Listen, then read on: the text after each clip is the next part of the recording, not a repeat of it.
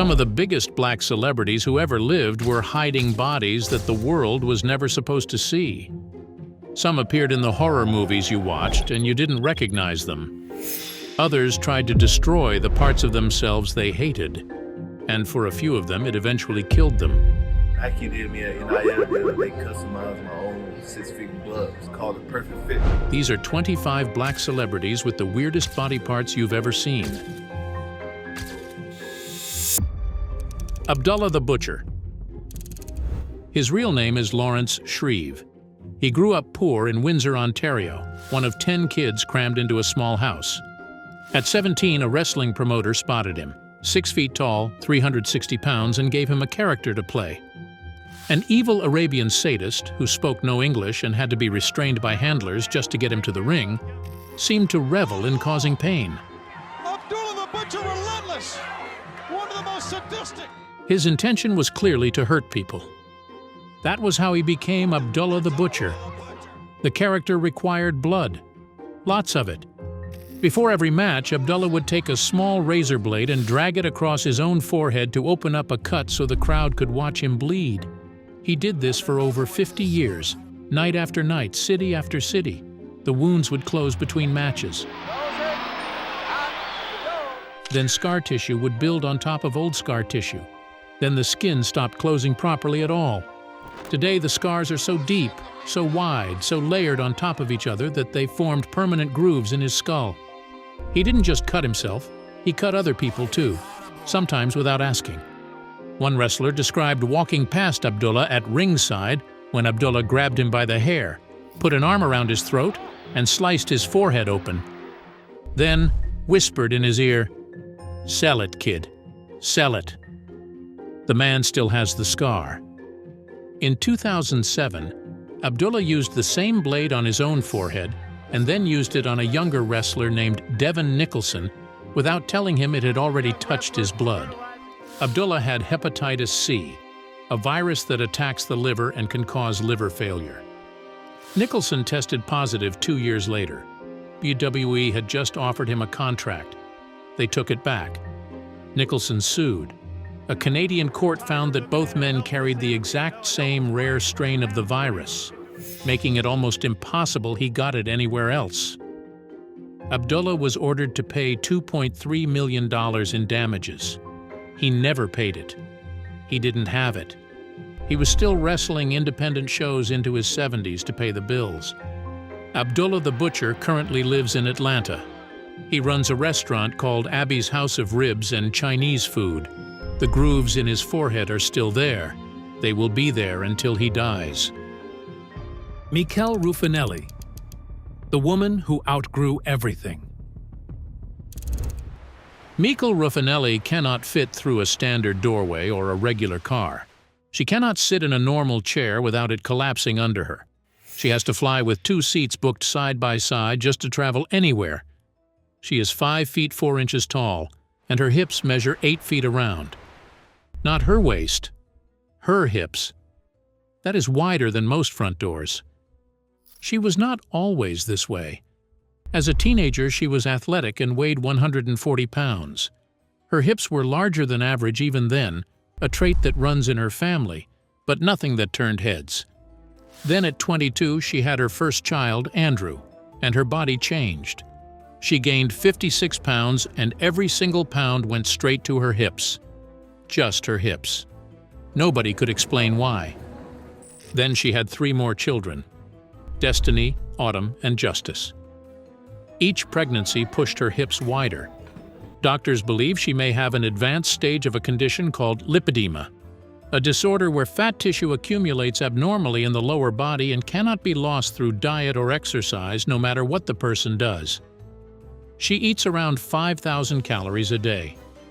Her waist is only 40 inches. Her hips are 100 inches.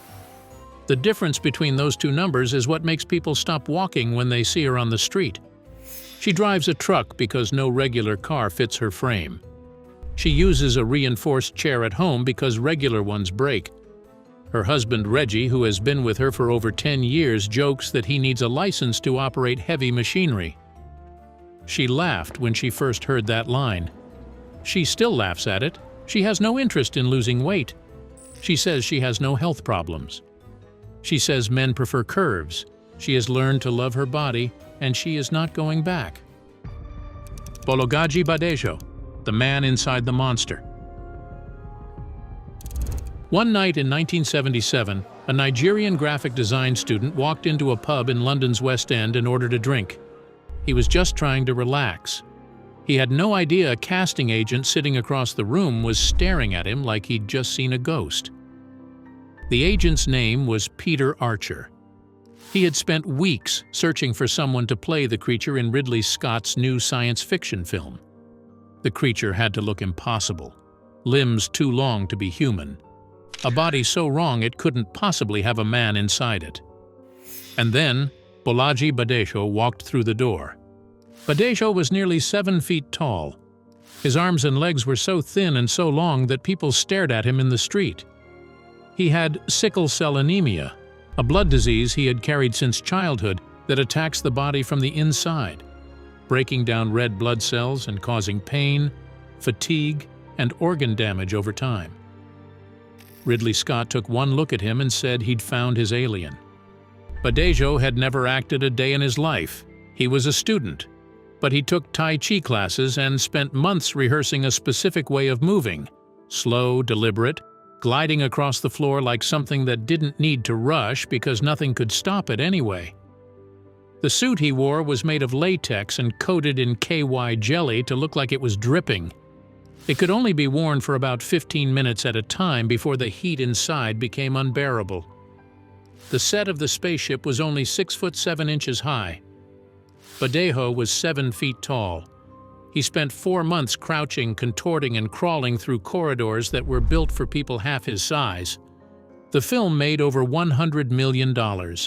It won the Academy Award for visual effects. It became one of the most terrifying movies ever made. And the man at the center of all of it quietly packed his bags, flew back to Nigeria, and never acted again. He opened an art gallery. He had 2 children. He lived quietly for 12 years after the film came out, the sickle cell disease slowly doing what it had always been doing to his body. In December 1992, he was taken to a hospital in Lagos. He was 39 years old. He died there. Francisco Domingo Joaquim, the Angolan jaw of awe. Francisco grew up in Sambizanga, one of the poorest neighborhoods in Luanda, Angola's capital city. As a teenager, he started performing at local markets and he pulled hundreds of crowds. All he had was a jaw that could open 17 centimeters wide. That is 6.7 inches from corner to corner, wide enough to fit a grown man's entire fist inside it. He started posting videos online and the world lost its mind. Guinness World Records tracked him down in Angola and flew him to Rome to compete in an Italian television competition called Big Mouth. Other contestants placed saucers, coffee cups, and bottles into their mouths and stared at the judges hoping for applause. Then Chiquinho walked up, opened his mouth, and placed an entire 330 milliliters can of Coca-Cola inside it. Sideways. The can fit completely inside his mouth with room to spare. He spun it with his tongue. He popped it in and out 14 times in under a minute. Nobody else on that stage came close. He won without breaking a sweat. Guinness made it official. Widest mouth on the planet. He said finding out he would appear in the record book was a dream come true. He went back to Angola after the cameras stopped rolling. Years later, his mother posted an audio message online telling people that her son had become seriously ill with a lung disease and had passed away. The world gave him 15 minutes of fame. He gave the world something it had genuinely never seen before. Joseph Williams. No jaw, no voice, no limits. Joseph Williams was born without a lower jaw. Not a small jaw, not an underdeveloped one, no jaw at all. The bottom half of his face simply isn't there. His birth mother took one look at him and threw him out. He was a few days old. Doctors rushed him into surgery almost immediately, trying to build him a jaw from bone and skin grafts. His body rejected it as he grew. The surgery failed. He was left with a tube in his stomach to push food through and a tube in his neck to breathe through. He learned sign language at 2 years old. He has never tasted food. He has never spoken a word. He has never taken a breath on his own. Growing up in Chicago, he was bullied so relentlessly that he started thinking about suicide. He felt worthless for years. He spent a long time hiding from the world. Then he found music. Not singing, he couldn't do that. DJing. Reading a room, feeling the tempo, making people move using nothing but his hands and his ears. He started practicing, started playing, and realized that music didn't need his voice. It just needed him to show up. In 2019, he met a woman named Vanya at work. She thought he had been in an accident. She was too nervous to speak to him at first. They became friends. She learned sign language to talk to him. A year later, they got married. No big ceremony, just a marriage license office and 2 people who decided they were done waiting. He still has no jaw. He still breathes through a tube. He also has a wife who says she doesn't even see his condition anymore. Lester, Beetlejuice, Green. The man they couldn't stop staring at. When Lester Green was a child, his own father tried to sell him to a circus. His mother stood her ground and screamed no. Lester was born with 2 conditions at once. Microcephaly, where the brain doesn't fully develop and the skull grows smaller than it should, leaving him with a head noticeably out of proportion with the rest of his body.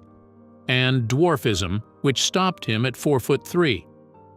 Growing up in the housing projects of Jersey City, kids took one look at him and started calling him Beetlejuice, after the 1988 movie where a character gets his head shrunk by a witch doctor.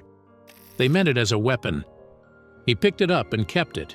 He got into dwarf tossing to survive. A manager named Sean Rooney spotted him in a bar, signed him, and put him to work. From there, he found his way to Howard Stern's radio show in 1999, and the moment Stern heard him, he knew exactly what he had. Lester was unpredictable, crude, and completely unfiltered in a way that couldn't be scripted. Millions of people tuned in just to hear what would come out of his mouth next. In 2015, Howard Stern named him the greatest whack-packer of all time. He got a song, rock bands covered it. He got his own reality show. He got movie roles. Michael Bay almost put him in Transformers before deciding he was too difficult to direct. A clip of him saying "just hanging around" became a viral TikTok meme watched by tens of millions of people who have no idea what his real name is. Damon Wayans, Bowlegs and the birth of a comedy legend. Before the laughter, there was embarrassment. As a skinny kid growing up in New York City, Damon Wayans knew people noticed the way he walked. Damon's legs curved outward in a way that made his stride look unusual. For a boy who loved sports, that difference felt cruel. Other kids joked about it on the playground. Damon laughed along sometimes, but inside he felt small. Instead of shrinking, Damon made a bold choice. He stepped onto comedy stages and put his walk front and center. Damon exaggerated every movement. He turned the very thing that once embarrassed him into material. The crowd roared with laughter and something shifted. For the first time, Damon controlled the joke. One night at a small club, Damon tripped during his set. The fall could have ended the show in humiliation. Instead, Damon grabbed the moment and joked that he brought the performance closer to the audience.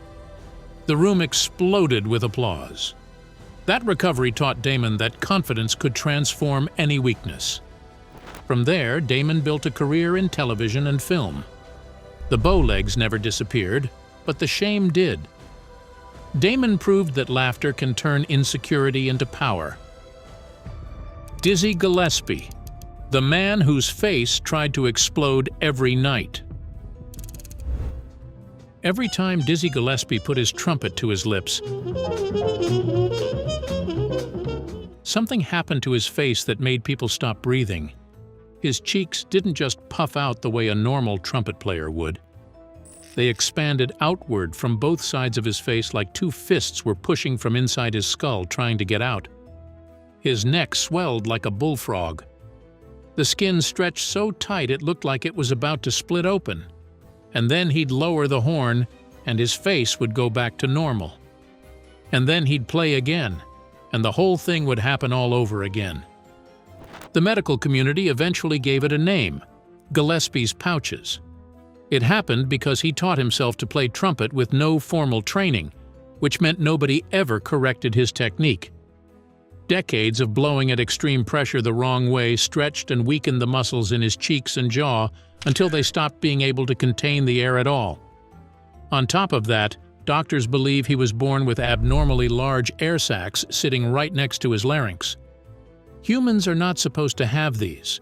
Gorillas have them. Chimpanzees have them. Scientists believe humans lost them over millions of years of evolution because they interfere with speech. Every time pressure built up in Dizzy's throat while he played, those sacs filled up with air the same way a balloon fills when you blow into it, pressing against his vocal cords and partially blocking his own airway while performing. He also never played a normal trumpet. In 1953, a dancer fell on his horn backstage at a show and bent the bell upward at a 45-degree angle. Instead of getting it fixed, Dizzy played it that night, loved the sound, and had every trumpet he ever owned custom-built that way from then on. A broken instrument played by a face that looked like it was breaking. That was his entire brand. He got fired from Cab Calloway's band in 1941 after an argument on stage ended with Dizzy stabbing Calloway in the leg with a pocket knife. He went on to change jazz forever anyway. He played until the year he died. His face kept doing what it always did. No surgery, no apologies. Usain Bolt, the fastest man alive. Usain Bolt has a spine that curves like a question mark. He has scoliosis, a bend in his lower back so severe that doctors still scratch their heads looking at his scans. His hips sit uneven, his left leg is shorter than his right, and every single one of those things should, by every rule of sprinting, make him slower. It makes him the fastest human who ever lived. His right foot hits the ground with more force. His left foot stays on the ground slightly longer. That's not normal. In sprinting, both feet are supposed to work the same way. But because his spine curves to one side, his body splits the job in two. One foot handles the power, the other handles the balance. And he does this dozens of times in under 10 seconds. Scientists ran the numbers after he won Olympic gold in 2008. What they found almost broke their brains. Because of that curved spine, Bolt's right stride is longer than his left. Mid-sprint, his body is constantly correcting for itself, making tiny adjustments at speeds your mind can't follow. He is literally running broken. And somehow the broken part is what's making him go faster. At his peak, Bolt covered 100 meters in 41 strides. Most elite sprinters need 44 or 45. Every inch of that lopsided, messed-up spine bought him ground that everyone else had to burn an extra step to reach. His coaches couldn't fix the scoliosis, so they stopped trying.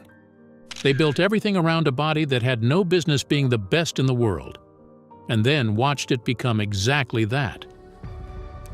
Zion Clark. No legs, no limits. Zion. Clark was born with his body cut off at the hips, no legs, no feet, nothing below the waist.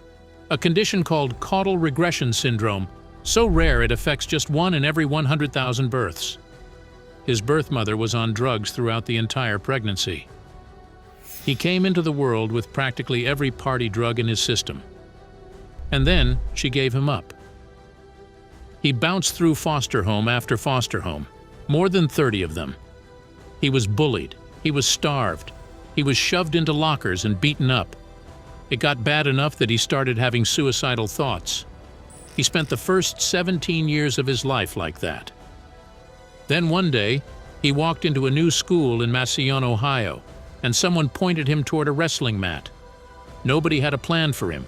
They just said, grab somebody and try to take them down. He didn't win that match. He was humiliated. That was the point. He lost virtually every match from elementary school through his junior year of high school. But while he was losing, he was building something. He never used a wheelchair. He never used prosthetic legs. He moved everywhere on his hands, to class, through hallways, across parking lots, every single day for years. That kind of movement builds arms and shoulders that most grown men will never have. When his coach Gil Donahue finally started teaching him how to turn that raw strength into actual wrestling technique, everything changed. His senior year, he won 33 matches out of 50. He came within one match of the Ohio State Championships, losing by a single point in an overtime period where the first person to score wins. His opponent outweighed him by 20 pounds. Then he went after Guinness records: fastest 20 meters on hands, 4.78 seconds, highest box jump on hands, 33 inches, most diamond push-ups in 3 minutes, 2:48. Then he stepped into an MMA cage against a fully abled opponent named Eugene Murray. 3 rounds. All 3 judges scored it the same way. Clark won every single round. When the decision was announced, he celebrated by doing a backflip inside the cage, on his hands. Tattooed across his upper back in large block letters are the words, "No excuses." He has been fighting since the day he came into this world. He just never stopped. Denzel Washington, the Magic Finger. One night on the Graham Norton show, the host pulled up a photo of Denzel Washington standing next to Meryl Streep. In the photo, Denzel's right hand was stretched wide open. His pinky finger was sticking straight out to the side at a full 45-degree angle. Meryl Streep was laughing. Liev Schreiber looked like he wanted to leave the building. Denzel looked at the camera and said, "You found my pinky, don't show it, it's not nice." He dislocated it playing American football as a teenager. Then he dislocated it again, then again. He did it so many times that his body eventually stopped trying to hold it in place. The joint just gave up. From that point on, every time he spread his fingers wide, the pinky would pop outward on its own. No warning, no effort required. His kids used to beg him before sleepovers. They would say, "Daddy, can you show my friends the magic finger?" He would spread his hand. The finger would pop sideways. The room would go insane. He eventually had surgery to fix it. The joint was fused shut and locked permanently in place. He described the feeling inside as being like a gummy bear. The injury ended whatever football dreams he had. He ended up at Fordham University studying pre-med before switching to acting. He went on to become the most nominated black actor in Oscars history and won twice. He gave up football for acting. The finger came with him anyway. Prince Randian, the man who refused to be limited. Nobody knew his real name. Not even P.T. Barnum, the most famous showman in American history, the man who built the world's biggest circus, who put him on stage for 45 years. Randian was born in 1871 in British Guiana to parents who were enslaved under British rule. He came into the world with tetra amelia syndrome, a condition so severe that most babies born with it don't survive infancy at all. The syndrome attacks the heart, the lungs, the nervous system. The majority of infants are either stillborn or die within hours. Prince Randian lived to 63. He had no arms, he had no legs. What he had instead was a torso, a mouth, and a mind that refused to accept any version of his life that involved sitting still and waiting for help. He taught himself to shave using a wooden block with a razor fixed to the top. He moved his face against the blade rather than moving the blade against his face. He taught himself to paint by holding the brush between his lips. He taught himself to roll a cigarette using only his mouth, placing the tobacco, rolling the paper, sealing it, striking the match and lighting it, all without a single finger. He built the wooden box that stored all his props himself, using a saw, a knife, and a hammer held in his mouth. The box had a lock on it. He installed the lock himself, too. P.T. Barnum found him at 18 and brought him to America. He dressed Randian in a red and white striped suit and billed him as the human caterpillar. Randian wriggled across the stage on his torso while audiences stared with their mouths open. He spoke 4 languages from that same stage: Hindi, English, French, German. He married a woman named Princess Sarah. They had 5 children together. His son later became his manager. On December 19, 1934, he performed his last show. A few hours later, his heart gave out. He was 63 years old. He died with a wife, 5 children, a 45-year career, and a name that still wasn't his real one. Hound Dog Taylor. People pulled away the first time they saw Hound Dog Taylor's hands. 6 fingers on each hand made him a spectacle from childhood. He learned early that he would never be seen as normal. Music became his only escape. When he played guitar, attention finally shifted from his hands to his sound. But even on stage, people still whispered and pointed. Some came to watch his fingers more than to hear his music. Taylor never hid them. He turned them into a weapon. His raw, aggressive blues style came directly from those hands. He built a sound no one else could copy. But success never protected him. He spent years touring small clubs, earning little money, with no health insurance and no safety net. He smoked heavily, worked constantly, and ignored his failing health. When doctors finally diagnosed lung cancer, it was already advanced. He kept performing anyway. In 1975, Hound Dog Taylor died in Chicago, poor, sick, and in pain. He was 60 years old. The man who had turned mockery into music was gone, while the industry that benefited from his sound barely noticed. Tony Cox, 3 feet tall and impossible to ignore. Tony Cox stood 3 feet 6 inches tall in a town in rural Alabama where everybody knew everybody and nobody knew what to do with him. Kids stared. Adults stared. Strangers in grocery stores pointed him out to their children like he was an exhibit. He was not an exhibit. He was a boy who wanted to be an actor. He moved to Hollywood in his late teens with no connections and no money. The industry took one look at him and handed him a costume. His first credited role on television listed him simply as Circus Dwarf. His first major film role put him inside a furry animal suit as an Ewok in Star Wars, Return of the Jedi. Nobody saw his face. Nobody knew his name. He was just a small body inside a costume that the camera needed to fill a space. He spent over 20 years in Hollywood being given roles that had nothing to do with his talent and everything to do with his height. He played magical creatures. He played background freaks. He took every job because every job paid rent. And then in 2003, every little person in Hollywood went after the same role, a foul-mouthed criminal mall elf in a dark comedy called Bad Santa. Tony Cox prayed for that part. He auditioned multiple times. Billy Bob Thornton personally pushed for him to get it. He got it. The film became a cult classic. Over 20 years into his career, Tony Cox became an overnight success. He has been married to the same woman since 1981. She was his high school sweetheart. Nelson de la Rosa. Nelson de la Rosa weighed 22 pounds as a grown adult. He stood 28 inches tall. His own son was already taller than him by the age of 2.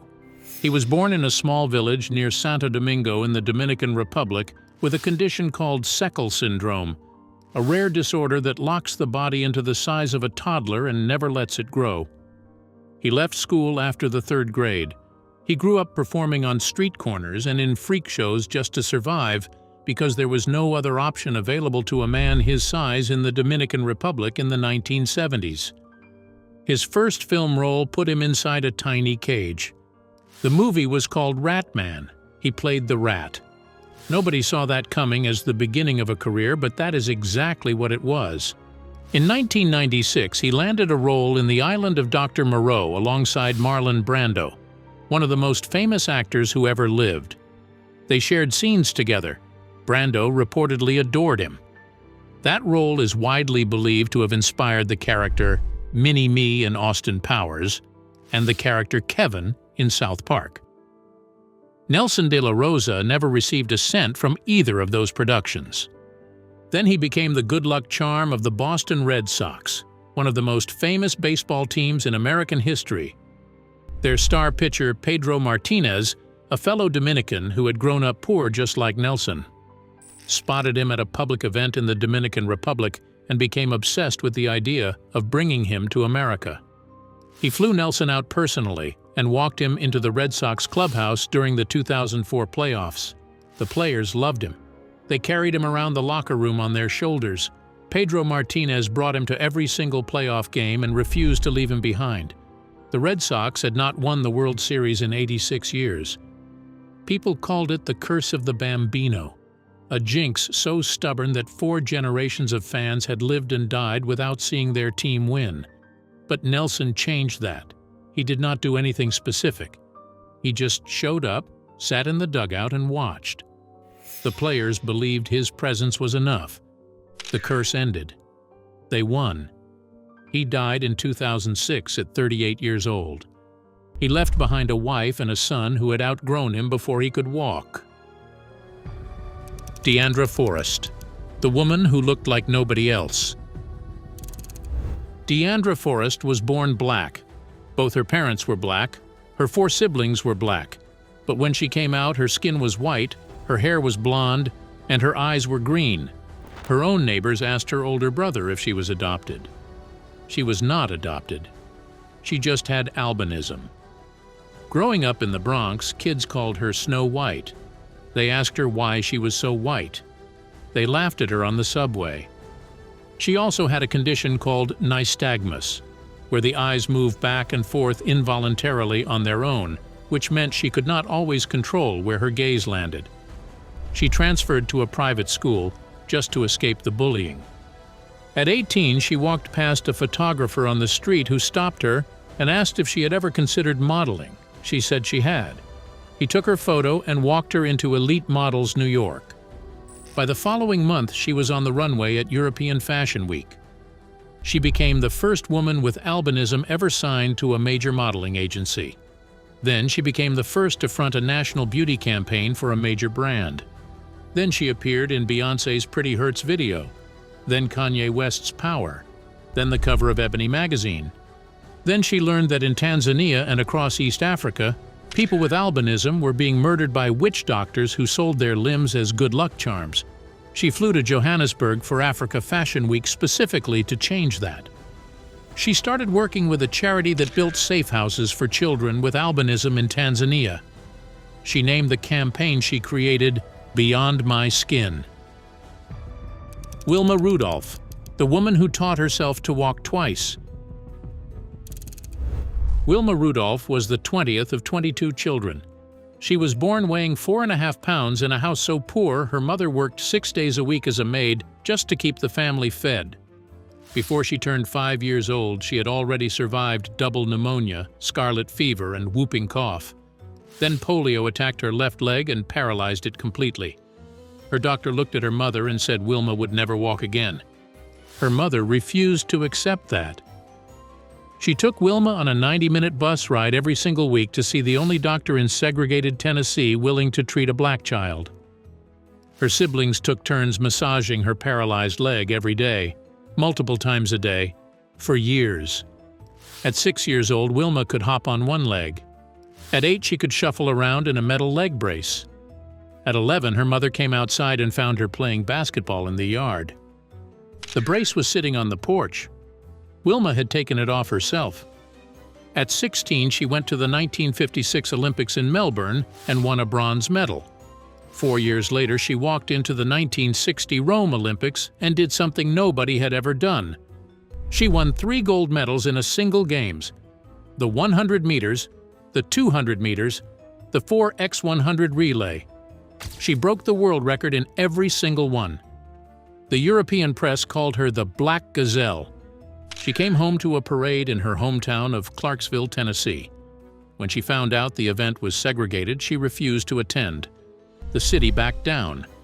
It became the first fully integrated public event in the town's history. The doctor said she would never walk. She came back and ran faster than every woman alive. DJ Paul, the musician who turned a weak arm into strength. DJ Paul's right arm was smaller and weaker than his left, shaping his early experiences. Music became his escape. In the studio, he developed techniques that let him produce, perform, and create without letting imbalance define him. Public attention never stopped. Fans and interviews often began with his physical difference rather than his music. Paul embraced his body, using the tension and focus it demanded to produce dark, aggressive, and compelling beats. Ayana Williams, the woman who carried art on her fingertips. When people first saw Ayana Williams, they did not know whether to stare in shock or admiration. Ayana knew exactly what they were looking at. They were looking at years of patience. They were looking at discipline. They were looking at art. As a young girl in Texas, Ayana loved nail polish and design. While other children played outside, Ayana practiced painting tiny details on her nails. Over time, curiosity turned into commitment. Ayana began setting small challenges for herself. She stopped trimming her nails for weeks at a time just to see how far she could go. What began as a beauty hobby slowly became a serious goal. By 2018, Ayana held the Guinness World Record for the longest fingernails on a single hand for a woman. The combined length measured more than 180 inches. Daily life required strategy. Washing dishes took careful movements. Making her bed could take nearly an hour. She slept with caution and planned her outfits thoughtfully. Despite the effort, Ayana smiled often. The nails made her feel unique and creative. In April 2021, Ayana decided it was time to let them go. In New York City, technicians used an electric rotary tool to cut them. The moment felt emotional and freeing. Today, Ayana's preserved nails are displayed at Ripley's Museum. Ayana Williams proved that even something small can grow into history.